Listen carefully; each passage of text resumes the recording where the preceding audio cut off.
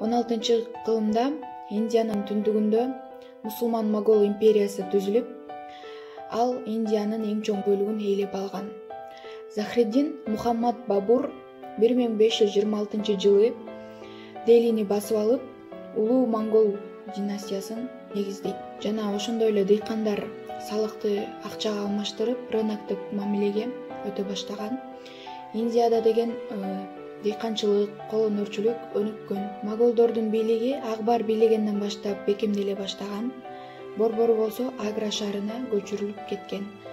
17-кылымдын биринчи жарымында Англиянын өкүлдөрү Индияга келе баштайт. Жана ошондой эле 1757-жылы англичандар Индиянын толук кожоюнуна айлана башташкан. Конгресстин лидери Балгангадхар Тилак. Ал аябай барктуу адам болгон. Жана ошондой эле 1835-жылы билим берүү реформасы жүргүзүлгөн.